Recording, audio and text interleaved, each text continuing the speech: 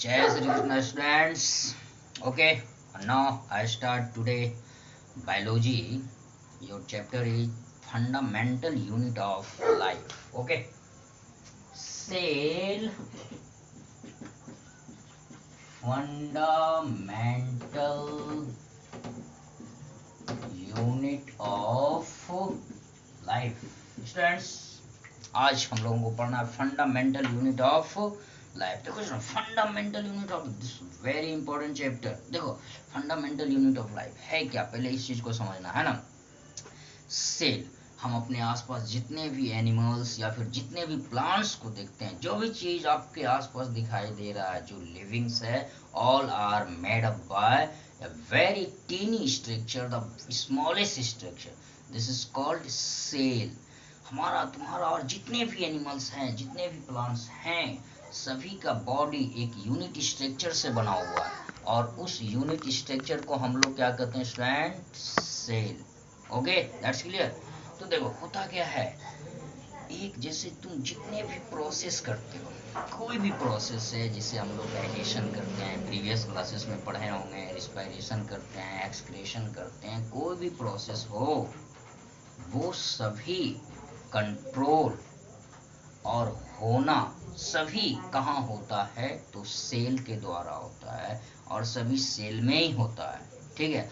अब जैसे कि तुम सोच रहे हो कि मान लो डाइजेशन का बात करते हैं, ठीक है, या फिर रिस्पायरेशन का बात करते हैं, कोई भी एक छोटा सा ऑर्गन ले लेते हैं, मान लो हम ले लेते हैं लंग्स।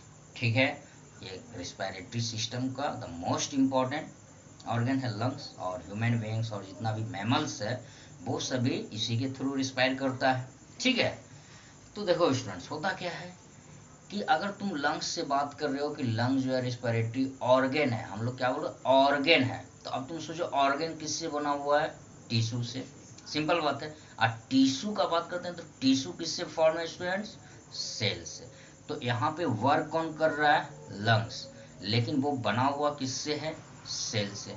तो मतलब ये सारा फंक्शन किस में हो रहा है? सेल में ना हो रहा है। सिंपल बात है।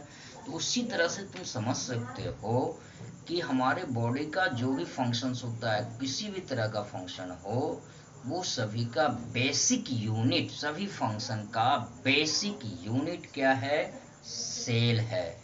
तो सेल को हम लोग एक बार जान लेते हैं कि अगर पूछा जाए सेल क्या है, तो उसका एक डिफिनेशन स्टूडेंट्स होना जरूरी होता है। तो क्या है सेल? लिख सकते हो cell is the structural, cell is the structural functional and genetic unit of an organism। Cell क्या है? हमारे बॉडी का स्ट्रक्चरल यूनिट है। हमारे बॉडी का जो फॉर्मेशन कर रहा है, निर्माण कर रहा है, वो सेल से हो रहा है। फंक्शनल, हमारे बॉडी का जो भी वर्क हो रहा है वो सभी स्टूडेंट्स सेल के द्वारा हो रहा है। जेनेटिक, किसी भी तरह का जो प्रॉपर्टीज का ट्रांसफर होता है पेरेंट्स टू देयर ऑफस्प्रिंग, उस एक जनरेशन से दूसरे जनरेशन में जो कंटिन्यू होता जाता है, तो उसका भी रिस्पॉन्सिबल कौन है? सेल है। ठीक है। तो तुम समझ सकते हो सेल क्या है। क्लियर? अब देखो, तो सेल के बारे में थोड़ा सा यह जानते हैं, यह सेल वर्ड कैसे आया। आखिर कोई तो एक ऐसा महान साइंटिस्ट होगा जो इस सेल को देखा होगा, इसके बारे में बताया होगा। तो उस महान साइंटिस्ट का नाम क्या था? बताओ। Robert Hooke. गुड। क्या नाम था? Robert Hooke. ठीक है। और यह सेल के बारे में सबसे पहले कब बताया? 1665, 1665 में यह जो है इस टर्म को दिया कि all living beings both plant and animals are made up by a single unit structure, this is called cell. तो देखो हुआ क्या, हमारे रॉबर्ट हुक साहब अपने लैब में एक्सपेरिमेंट कर रहे थे, और ये एक पहला जो है खुद सेल्फ मेड माइक्रोस्कोप बनाए थे। ठीक है। अब उस माइक्रोस्कोप में देखो ये क्या किए, कॉर्क लिए। कॉर्क का मतलब क्या होता है ना, कॉर्क जो है तुम्हारा जो ट्री है उसका जो बार्क होता है ना, ठीक है, तो उसका जो एक पतला सा स्लाइस हुआ वही क्या कहलाता है, कॉर्क कहलाता है। ठीक है, तो ये कॉर्क को जब अपने सेल्फ मेड माइक्रोस्कोप से देखते हैं ना, तो उसमें उनको क्या दिखाई देता है ना, कुछ छोटा छोटा रूम लाइक स्ट्रक्चर दिखते हैं, इस तरह से कुछ रूम लाइक स्ट्रक्चर दिखता है। ठीक है, और इस रूम लाइक स्ट्रक्चर को ही वो सेल बोले, क्योंकि ये ग्रीक साइंटिस्ट थे और ग्रीक वर्ड में सेल का मतलब होता है रूम, कोठरी। ठीक है, तो इनको रूम लाइक स्ट्रक्चर दिखाई दिया। कैसा स्ट्रक्चर दिया स्टूडेंट, रूम लाइक स्ट्रक्चर, और इस रूम को ही क्या कहा गया, सेल कहा गया। ठीक है, तो इस तरह से 1665 में सेल्फ मेड माइक्रोस्कोप के द्वारा सेल का खोज हुआ, जो रॉबर्ट हुक ने 1665 में किया। अब देखो स्टूडेंट्स, अगर तुम लोग चाहते हो, एनसीईआरटी बुक में देखे होगे, एक एक्टिविटी दिया हुआ होगा, अगर तुम सेल को देखना चाहते हो तो बहुत ही आसान है। देखो इसके लिए करना क्या है, एक्टिविटी में क्या करेंगे, बुक में देखा होगा एक ओनियन पिल लेना है। ठीक है, देखो ओनियन पिल या फिर किसी भी वुड का पिल ले सकते हो। ठीक है, उसको क्या करना है, ओनियन को कंटिन्यू, उसके जो उसका लीफ वगैरह है उसको कंटिन्यू हटाते जाओ। ठीक है, और उसके एक पार्ट से देखे हुए एकदम सबसे ऊपर का जो उसका स्किन है उसको रिमूव करना है, जो तुमको ठीक पॉलिथीन के जैसा दिखाई देगा। ठीक है, उस स्किन को हमको क्या करना है स्टूडेंट्स, रिमूव करना है। ठीक है, तो रिमूव करने के बाद इस तरह से लैब में देखे होगे। ठीक है, ये जो तुम्हारा स्लाइस बना हुआ रहता है, ठीक है, यहाँ पे ला करके, स्लाइस पे ला करके तुमको क्या करना है स्टूडेंट्स, यहाँ पे रख देना उस ओलियन पील को। मान लो यहाँ पे तुम ऐसे रख दिया। ठीक है, अब इसके ऊपर से इसी तरह का स्लाइस एक उसके ऊपर रख देना है, और इस पूरे अरेंजमेंट को जब तुम माइक्रोस्कोप से देखते हो, तो माइक्रोस्कोप से देखने के बाद तुमको सेम इस तरह का स्ट्रक्चर दिखाई देगा।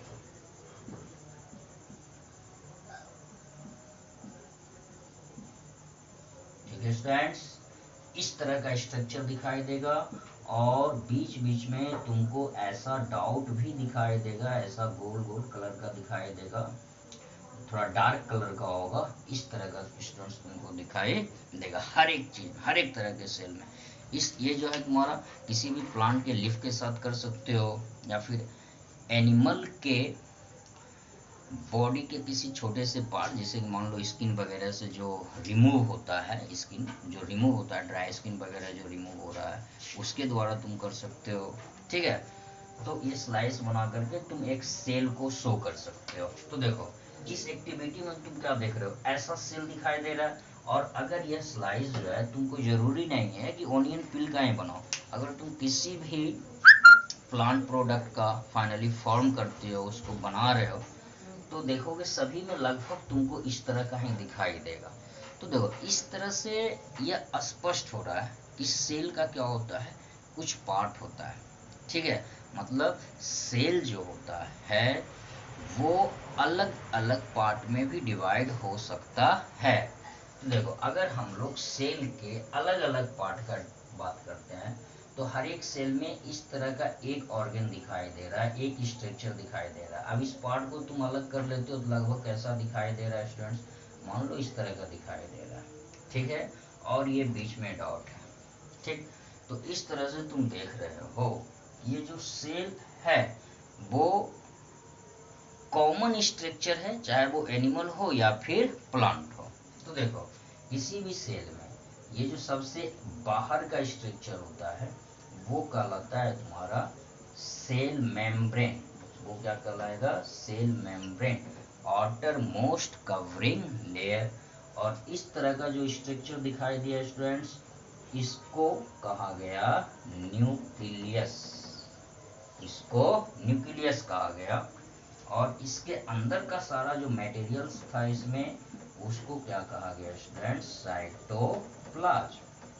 तो देखो, तो सबसे पहले सेल पे वर्क कौन किया, रॉबर्ट हुक। 1665 में रॉबर्ट हुक बता दिया कि जितने भी एनिमल्स और प्लांट है वो सभी सेल से बना हुआ है, ठीक है। लेकिन हमारे पास इतने स्मॉलेस्ट स्ट्रक्चर को स्टडी करने के लिए माइक्रोस्कोप नहीं था, ठीक है। तो उसके काफ़ी लंबे 100 सालों के बाद भी इस पर बहुत सारा रिसर्च नहीं हुआ, इसमें बहुत सारी बातें नहीं हुई, ठीक है।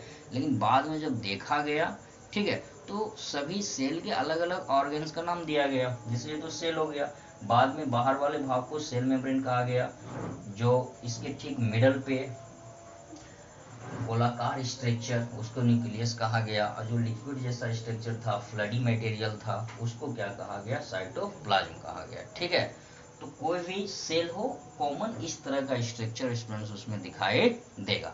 तो अब देखो सेल के अलग अलग पार्ट दिखाई दे रहे हैं, सेल मेम्ब्रेन, न्यूक्लियस, और ये क्या हो गया, साइटोप्लाज्म। ये सारा बात रॉबर्ट हुक जब सेल का खोज किया तो उसके काफी बाद हुआ, ठीक है। ये सबका नेम जो नोमेनक्लेचर किया गया, लेकिन जब शो किया गया, एक्टिविटी किया गया, तो ये सारी चीजों को स्टूडेंट्स देखा गया था, ठीक है। अब देखो अगर हम लोग अब आगे बढ़ते हैं, तो जितने भी तुम एनिमल्स देख रहे हो, चाहे वो प्लांट हो या फिर कोई एनिमल्स हो, ठीक है, सभी में सेल का ये कॉमन स्ट्रक्चर पाया जाएगा, ठीक है। अब हमको जानना है सेल का शेप क्या है, सेल का साइज क्या होता है, इस सब बातों को देखो। तो सबसे पहले अगर हम साइज का बात करते हैं, शेप का बात करते हैं, और स्टूडेंट्स किसका बात करते हैं, वॉल्यूम का, ठीक है। देखो सेल का साइज एक्चुअली क्या है कि सभी एनिमल्स में जो सेल का शेप होगा, साइज होगा, वो उसके फंक्शन पर डिपेंड करता है, ठीक है। मतलब बॉडी के जिस पार्ट का जो ऑर्गन जिस तरह से वर्क करेगा, सेल जो होगा उसका उसी तरह का होगा, ठीक है। जैसे कि उसी तरह होने का मतलब, जैसे तुम हेयर को देख रहे हो तो अब तुम क्या बोलोगे, हेयर भी सेल से बना हुआ है, तुम्हारे नेल भी सेल से बने हुए हैं, तुम्हारे बोन्स भी सेल से बने हुए हैं, है ना। और जो मसल्स पार्ट है वो सारे भी सेल से बने हुए हैं। तो सभी क्या सेम है, क्या नहीं है, सभी अलग अलग है। इसका मतलब सेल क्या हो सकता है, अलग अलग शेप का हो सकता है, अलग अलग साइज का हो सकता है, लेकिन यह जो होगा अकॉर्डिंग टू देयर फंक्शन, जो इसका फंक्शन होगा उसी के अनुसार सेल होता है, ठीक है। तो एक ऐसा मान सकते हो कि सेल का जो साइज हो सकता है वो 10 to 20 माइक्रोन मीटर होता है, लगभग सेल का साइज 10 to 20 माइक्रोन मीटर होता है, ठीक है। और देखो सबसे बड़े सेल का अगर हम बात करते हैं कि कोई ऐसा ऑर्गेनिज्म जिसका सबसे बड़ा सेल होता है, तो याद रखोगे स्टूडेंट्स, ऑस्ट्रिच एग का जो सेल होता है वो सबसे बड़ा सेल होता है, ठीक है स्टूडेंट्स। अब देखो अगर तुम बात करते हो सबसे स्मॉलेस्ट सेल का, सबसे छोटे सेल का, तो जो सबसे छोटा सेल होता है वो एक बैक्टीरिया है आपका, माइकोप्लाज्मा बैक्टीरिया। इसका जो सेल होता है वो सबसे स्मॉलेस्ट सेल होता है, ठीक है। अगर ह्यूमन बॉडी का बात करते हैं, तो ह्यूमन बॉडी में जो सबसे स्मॉलेस्ट सेल है वो सेल है आपका आरबीसी का, ठीक है, रेड ब्लड कॉर्पस्कल्स, उसका सेल सबसे छोटा सेल होता है। और ह्यूमन बॉडी में अगर तुम बात करते हो सबसे लंबे सेल का, सबसे बड़े सेल का, तो वो है आपका नर्व सेल। वो क्या है स्टूडेंट, नर्व सेल, जिसको क्या कहते हैं, न्यूरॉन, उसको हम लोग क्या बोलेंगे, न्यूरॉन बोलते हैं। तो इस तरह से अलग अलग ऑर्गेनिज्म में सेल का जो शेप साइज होगा वो क्या होता है, अलग अलग होता है, ठीक है। अब देखो सेल का शेप का बात करते हैं, ठीक है। तो देखो अभी तुरंत बताएं कि सेल का शेप किस पे डिपेंड करेगा, तो सेल का शेप ऑर्गेनिज्म के फंक्शन पर डिपेंड करेगा कि उसका शेप कैसा होगा। मतलब जो ऑर्गन जिस तरह का वर्क कर रहा है उसमें उसी तरह का सेल होता है, ठीक है।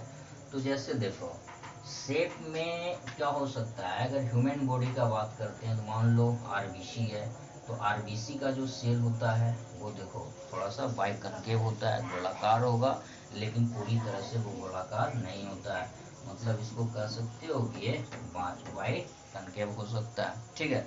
उसी तरह से तुम जैसे देखते हो यहाँ पे लिखे हैं न्यूरॉन या नर्व सेल।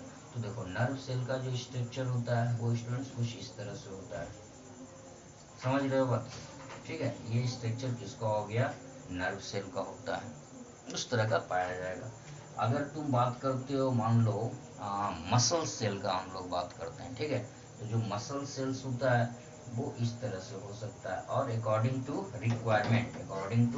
रिक्वायरमेंट, ठीक है, ये अलग तरह का भी होता है। ऐसा नहीं कि सेम ऐसा ही होगा, नहीं, ये अलग तरह का स्टूडेंट्स हो सकता है। ये डिपेंड करता है रिक्वायरमेंट पे कि फंक्शन पे, किसका फंक्शन कैसा है, तो उस शेप का ये होता है, ठीक है। उसी तरह से अगर स्पर्म सेल का बात करते हैं तो स्पर्म सेल लगभग स्टूडेंट्स इस तरह का होता है, ठीक है। ये क्या हो गया, स्पर्म सेल होता है। अगर तुम ओवम का बात करते हो तो ओवम सेल इस तरह से कंप्लीट स्फेरिकल होता है ना। फैट सेल का बात करते हैं तो फैट सेल इस तरह का होता है, ठीक है। तो देखो सभी सेल का शेप भी क्या होगा, अलग। अगर तुम ह्यूमन बॉडी का बात करते हो कि क्या ह्यूमन बॉडी में सभी सेल का शेप एक जैसा है, तो नहीं। हमारा जो न्यूरॉन है, न्यूरॉन मतलब नर्व सेल को स्टूडेंट क्या होता है, nerve cell is the longest cell, nerve cell क्या लॉन्गेस्ट सेल है, ठीक है। और आरबीसी का सेल क्या है, स्मॉलेस्ट सेल। तो समझ सकते हो सभी का शेप क्या होगा, अलग अलग होगा। ह्यूमन बॉडी में ही बॉडी के डिफरेंट पार्ट का शेप डिफरेंट होता है, ठीक है। अब देखो सेल वॉल्यूम का स्टूडेंट देखो मतलब क्या है कि मान लो अगर कोई बहुत बड़ा एनिमल्स है, सपोज दैट एक एलिफेंट और एक एंट है, तो अब तुमको यह सोचना है कि एलिफेंट इतना विशाल, इतना ह्यूज एनिमल्स है और एक एंट इतना छोटा एनिमल्स है, तो एलिफेंट का सेल क्या काफी बड़ा बड़ा होगा, इतना बड़ा बड़ा होगा, नहीं, ऐसा नहीं। उसमें नंबर ऑफ सेल ज्यादा होगा, ठीक है।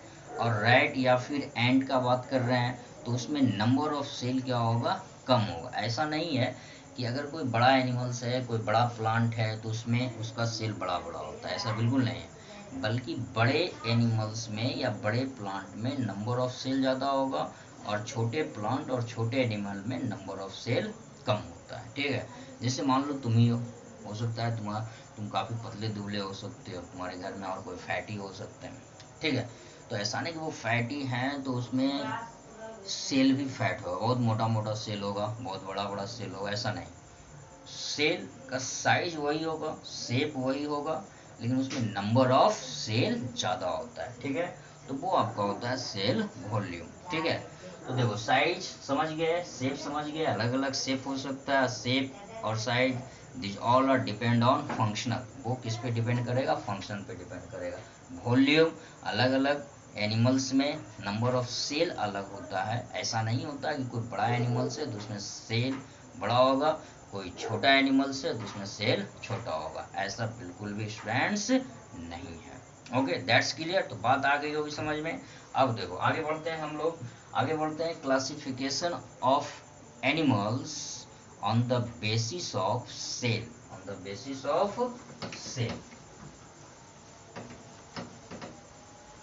मतलब तुम कह सकते हो types of animal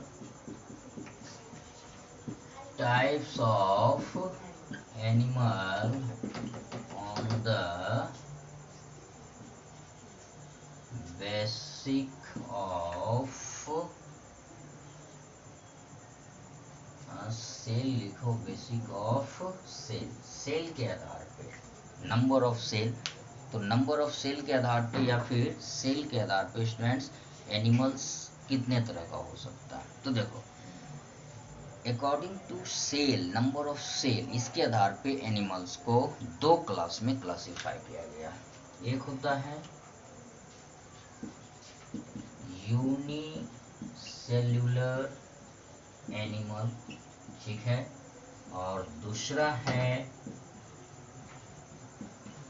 multi cellular animal. Okay students, तो नंबर ऑफ सेल के आधार पे एनिमल्स चाहे वो प्लांट हो कितने भाग में बांटा गया स्टूडेंट, तो दो भाग में, है ना। एक को क्या करते हैं यूनिसेलुलर और दूसरे को क्या बोलोगे, मल्टी सेलुलर। तो देखो यूनिसेलुलर का सीधा सा मतलब क्या हो गया, यूनि मीन्स क्या हुआ, वन, एक।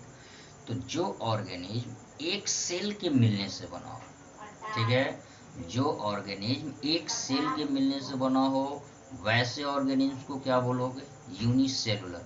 अब यहाँ पे ध्यान ये रखना है कि वो एक सेल के मिलने से बना है, यूनिसेलुलर है, लेकिन वो सारा का सारा फंक्शन परफॉर्म करेगा जो कि मल्टी सेलुलर एनिमल्स करता है। जिसे देखो हम लोग मल्टी सेलुलर एनिमल्स हैं, या फिर जो भी विजुअल है वो सभी क्या है, मल्टी सेलुलर एनिमल्स है, ठीक है। तो वो सारा फंक्शन परफॉर्म करेगा, जैसे हम लोग रिस्पायरेशन करते हैं, डाइजेशन करते हैं, रिप्रोडक्शन करते हैं, ठीक है। तो जितना भी फंक्शन होगा, जो भी लाइफ प्रोसेस है, सभी लाइफ प्रोसेस यूनिसेलुलर में भी होगा जो कि मल्टी सेलुलर में होता है। तो स्टूडेंट्स याद रखना है, यूनिसेलुलर एनिमल्स क्या हो गया, unicellular animals are the type animals which are made up by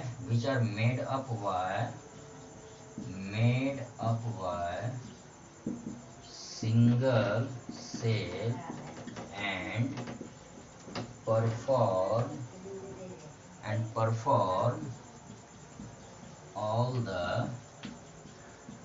function, या फिर perform all the function, that means life process. Function मतलब यहाँ याद रखना है लाइफ प्रोसेस। और मल्टी सेलुलर एनिमल्स का मतलब क्या हो गया, it is type of animal which is made up by more than one cell, या फिर made up by many cell,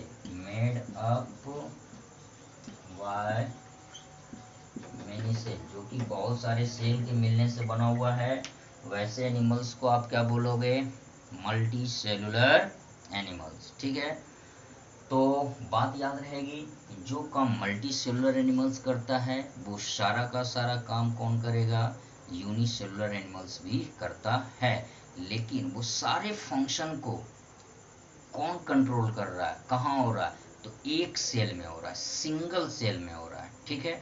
तो अब तुम समझ सकते हो कि हम लोग सेल को बेसिक यूनिट ऑफ लाइफ क्यों करते हैं, why cell is known as basic unit of life. Cell को हम लोग बेसिक यूनिट ऑफ लाइफ क्यों कहते हैं, ठीक है। तो बात समझ रहे हो कि सेल को बेसिक यूनिट ऑफ लाइफ कहने का वजह क्या है, कि यहाँ पे देख रहे हो सारा life process like respiration, digestion, excretion, है ना, और आपका सर्कुलेशन, ब्लड सर्कुलेशन या फिर ट्रांसपोर्टेशन, ये सारा का सारा सिंगल सेल में हो रहा है, ये अकेला कर रहा है। तो तुम समझ सकते हो कि मल्टी सेलुलर में एक सेल नहीं होकर के ग्रुप ऑफ सेल काम करता है, ठीक है, जिसको हम लोग ऑर्गन बोलेंगे या फिर टिश्यू बोलेंगे, ठीक है। तो इस तरह से according to number of cell के आधार पे animals are divided into two part, unicellular and multi cellular. Unicellular का मतलब क्या हो गया, जो एक सेल से बना हुआ है, मल्टी सेलुलर का मतलब हो गया जो बहुत सारे सेल से बना हुआ है। यूनिसेलुलर में जैसे ये एग्जांपल याद रखोगे, अमीबा हो गया, पैरामीशियम हो गया, या फिर बैक्टीरिया हो गया, ये सभी क्या है, यूनिसेलुलर। मल्टी सेलुलर तो जान ही रहे हो, all animal beings, all plant, ये सारा का सारा क्या है, मल्टी सेलुलर है, ठीक है। तो आगे देखते हैं, आगे आप लोग को पढ़ना है,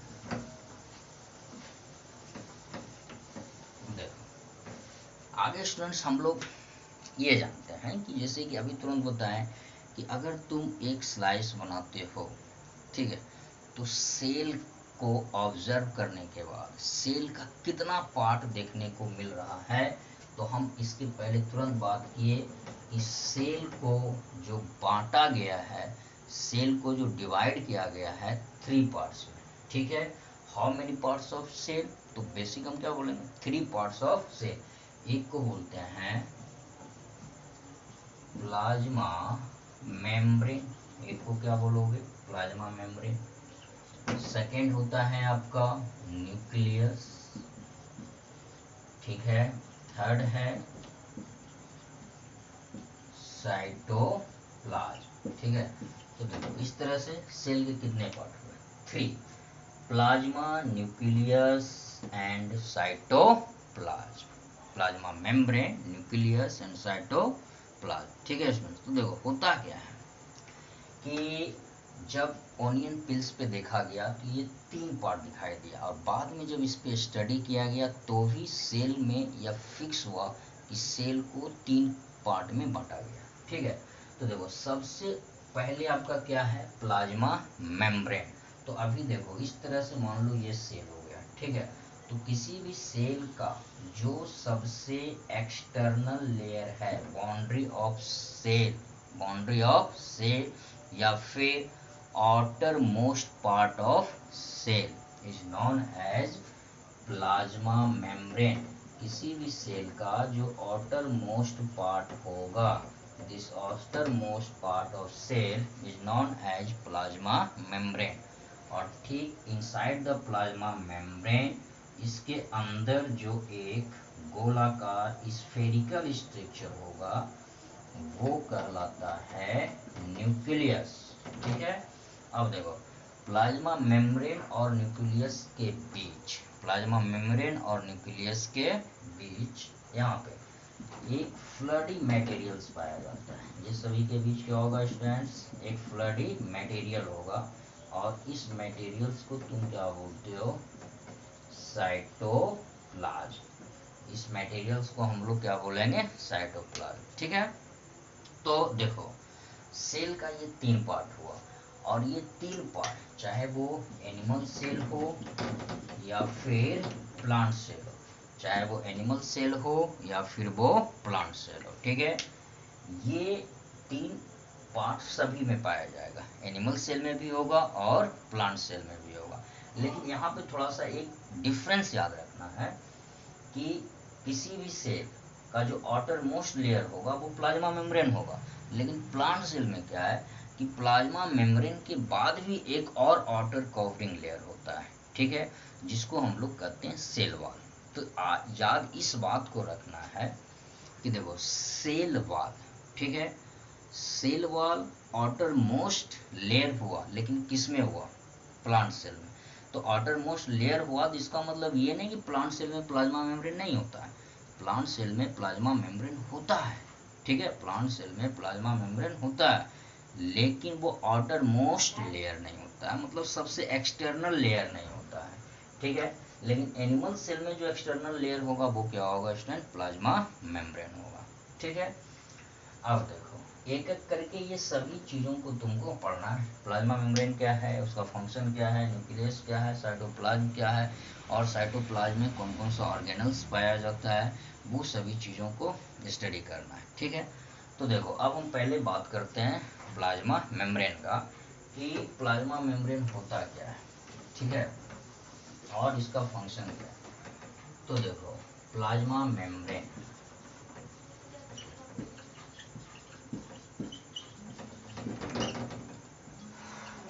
देखो स्टूडेंट्स, आपको याद रखना है कि प्लाज्मा मेम्ब्रेन जो है, ठीक है, ये आउटर मोस्ट लेयर है, पहला पॉइंट। ठीक है, outer most layer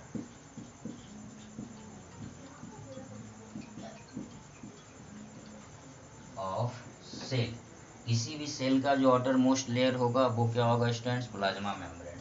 second point आपको याद रखना है, इट इज, और यह किससे बना हुआ है इसको भी याद रखना है, it is made up bye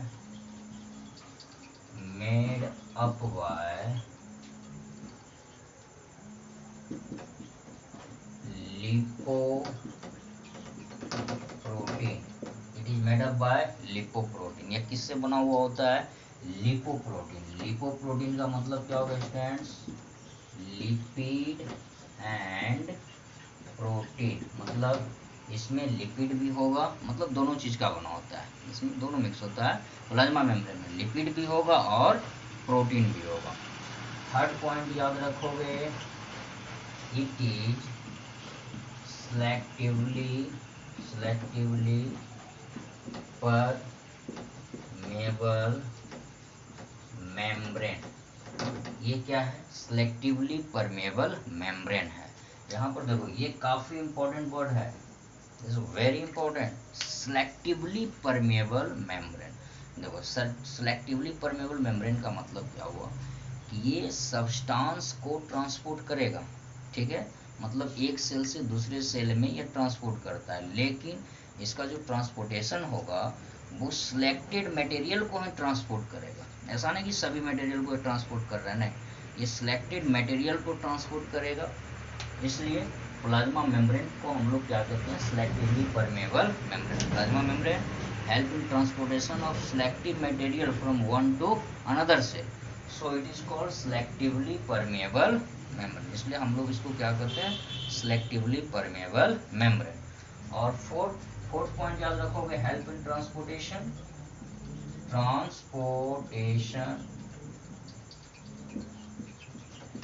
of substance from one cell to another, यह एक सेल से दूसरे सेल में सब्सटेंस को ट्रांसपोर्ट करने में भी हेल्प करता है। क्लियर। अब देखो कोई भी सब्सटेंस जो एक सेल से दूसरे सेल में ट्रांसपोर्ट होता है तो ये दो प्रोसेस के द्वारा, कितने प्रोसेस के द्वारा, दो प्रोसेस, ठीक है, वह टू प्रोसेस। एक को कहते हैं डिफ्यूजन, क्लियर, और दूसरा कहलाता है ऑस्मोसिस। डिफ्यूजन एंड ऑस्मोसिस, ये दो प्रोसेस हैं। देखो अब दोनों में होता क्या है, जैसे कि मान लो एक सेल ये है और दूसरा सेल ये है, इस तरह से तुम्हारे पास दो सेल है और ये दोनों काफी क्लोज होता है, ऐसा नहीं कि दूर दूर है, एक सेल दूसरे सेल से काफी पैक्ड होता है, क्लोजली पैक्ड होता है। तो देखो अगर एक सेल से दूसरे सेल में गैसियस एक्सचेंज हो रहा है, गैसियस एक्सचेंज क्या होगा, गैसियस एक्सचेंज। गैसियस एक्सचेंज का मतलब क्या हो गया, ऑक्सीजन इन हो रहा है और कार्बन डाइऑक्साइड आउट हो रहा है। तो अगर गैसियस एक्सचेंज हो रहा है एक सेल से दूसरे सेल में, तो वो प्रोसेस क्या कहलाता है, डिफ्यूजन। तो डिफ्यूजन क्या है, इसमें क्या होता है कि गैसियस सब्सटेंस हायर कंसंट्रेशन से लोअर कंसंट्रेशन की ओर मूव करेगा, हायर कंसंट्रेशन से लोअर कंसंट्रेशन की ओर मूव करता है, ठीक है। हायर कंसंट्रेशन से लोअर कंसंट्रेशन का मतलब क्या हो गया, जिसे देखो मान लो तुम इनहेल करते हो, मतलब ऑक्सीजन अंदर लेते हो, तो जब ऑक्सीजन अंदर जाता है तो वो फाइनली ट्रैकिया होते हुए कहाँ पहुंच गया, लंग्स में, ठीक है। अब देखो लंग्स में ऑक्सीजन गया तो ऑक्सीजन का अमाउंट लंग्स में काफ़ी ज़्यादा बढ़ गया, मतलब ऑक्सीजन का कंसंट्रेशन क्या हो गया, काफ़ी ज़्यादा हो गया, ठीक है। लेकिन ऑक्सीजन लंग्स में ऑक्सीजन का कंसंट्रेशन ज़्यादा हो गया और लंग्स से बहुत सारा ब्लड वेजल्स ऐड है, बहुत सारे ब्लड वेजल्स जुड़े हुए हैं, तो उस ब्लड वेजल्स में ऑक्सीजन का कंसंट्रेशन कम है, ठीक है, क्योंकि वहाँ तो हम सांस नहीं ले रहे हैं, हमारा जो सांस ले रहे हैं तो वो ऑक्सीजन कहाँ जा रहा है, लंग्स तक ही जाएगा, वहाँ से फिर ट्रांसफर होता है। तो अब देखो होगा क्या, ब्लड वेजल में ऑक्सीजन कम है, लंग्स में ऑक्सीजन ज़्यादा है, तो हायर कंसंट्रेशन की वजह से ऑक्सीजन लंग्स से डिफ्यूज होगा, कहाँ डिफ्यूज होगा, तो ब्लड वेजल्स में डिफ्यूज होगा। बात आ रहा है समझ में। तो देखो यह प्रोसेस क्या कहलाता है, डिफ्यूजन, गैसियस एक्सचेंज, ठीक है। तो इसमें भी हेल्प कौन कर रहा है, प्लाज्मा मेम्ब्रेन करता है। नेक्स्ट है आपका देखो ऑस्मोसिस, ठीक है। तो देखो ऑस्मोसिस भी सेम प्रोसेस है, लेकिन ऑस्मोसिस में क्या होता है कि वाटर मॉलिक्यूल या फिर कोई लिक्विड है, तो वो लिक्विड हायर कंसंट्रेशन से लोअर कंसंट्रेशन की ओर मूव करेगा, ठीक है। तो इस दोनों प्रोसेस के द्वारा प्लाज्मा मेम्ब्रेन किसी भी मटेरियल को एक सेल से दूसरे सेल में ट्रांसपोर्ट करता है, कितने प्रोसेस से, तो दो प्रोसेस, एक डिफ्यूजन से और दूसरा ऑस्मोसिस से। बस याद ये रखोगे कि डिफ्यूजन जो होगा तो वो क्या होगा, गैसियस एक्सचेंज जहाँ हो रहा है। और ऑस्मोसिस का मतलब क्या हो गया कि वाटर या फिर लिक्विड एक सेल से दूसरे सेल में ट्रांसफर हो रहा है। तो यहाँ पे वाटर और लिक्विड ट्रांसफर हो रहा है, मतलब कि सेल से निकलने वाला जो लिक्विड या फ्लडी मटेरियल है जिसमें बहुत सारा न्यूट्रिएंट्स है, वो क्या होगा, एक सेल से दूसरे सेल में जाने का काम करेगा। ठीक है, तो डिफ्यूजन और ऑस्मोसिस ये कंप्लीट होता है स्टूडेंट्स। और कल से हम लोग पढ़ते हैं साइटोप्लाज्म, अगला साइटोप्लाज्म होगा। ठीक है, तो नेक्स्ट वीडियो के लिए तैयार रहना, हम लोग पढ़ेंगे साइटोप्लाज्म। और साइटोप्लाज्म के अंदर बहुत सारा सेलुलर ऑर्गेनल्स होता है और सभी का अपना बेसिक स्ट्रक्चर है, बेसिक फंक्शन है, तो उन सभी बातों को जानेंगे। और जो सबसे इम्पोर्टेंट बात है स्टूडेंट्स वो याद रखना, देखो वीडियो को लाइक भी करना है, शेयर भी करना है और सब्सक्राइब भी करना है। ठीक है, ऐसा नहीं कि शेयर हम लाइक कर रहे हैं, शेयर कर रहे हैं या सब्सक्राइब कर रहे हैं तो आपको कुछ घाटा लगने वाला है, ऐसा तो है नहीं। ठीक है, बस ऐसा करने से मुझे अच्छा लगेगा। That's clear. ठीक है, तो फिर मिलते हैं नेक्स्ट क्लास में। Bye bye.